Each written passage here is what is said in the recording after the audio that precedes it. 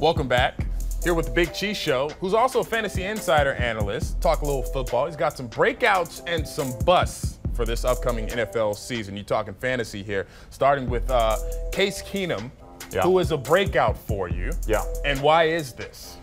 Well, really, I've been participating in a lot of drafts. The best ball format's really taking off in fantasy football, where you essentially draft a team. You don't set your lineup, but you can really, if you get some nice value guys, really take advantage of the competition and get paid out at the end of the year. And where Case Keenum's going right now, he's like the 23rd, 24th quarterback off the board, going after guys like Mitch Trubisky, who I watched him look into the eyes of Darius Slay of the Detroit Lions and throw a football to him not once but twice late in the season last year.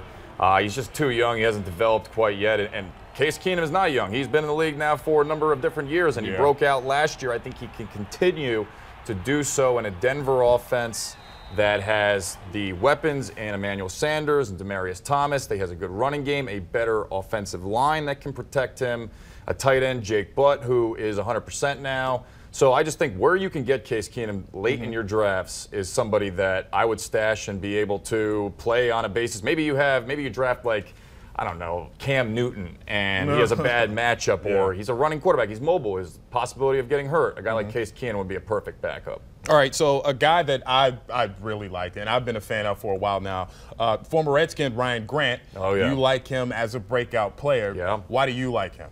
Well, let's face it, if Andrew Luck is truly, I don't know that it'll be 100%, but if he's playing week 1 for the Indianapolis Colts, and his balls do have enough zip on them, he is the wide receiver 2 in that offense. T.Y. Hilton is going to get a lot of double coverage, and I think that opens up opportunities for Ryan Grant. When Ryan Grant was here, think about this Redskins receiving core. It was pretty loaded when it came to just the names on there. Terrell Pryor. They had guys like Jamison Crowder, who's still there, Josh Doxson, the tight ends, Vernon Davis, Chris Thompson catching balls out of the backfield. Ryan Grant was almost sometimes a forgotten man, but every time I saw Kirk throw him the ball, he was catching it and making plays for this team. I'm right there with you. I thought this guy was probably one of the most consistent receivers on that team. I'm not going to say the best, but the most consistent, because like you said, every time Kirk threw him the ball, he was going to catch it, and he was going to complete the run the best he could. All right, so let's move on to a couple of your busts. And this first one on my list is, I was confused by this. A lot of people could disagree with you on it, but Deshaun Watson.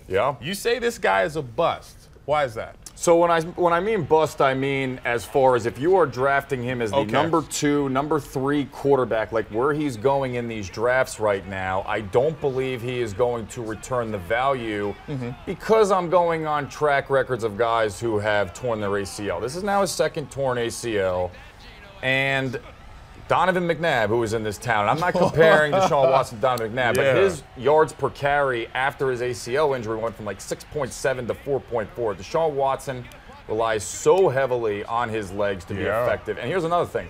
The Houston Texans offensive line is terrible. You would think that they need to protect their best asset, who is Deshaun Watson, your game breaker. And I just don't know that he's going to have enough time to escape the pressure coming into this season. So I would rather go with the veterans, like I mentioned, Brady, Cam Newton, than reach for Deshaun Watson, because people are going to remember those huge monster games he had last year. 5 touchdown performances.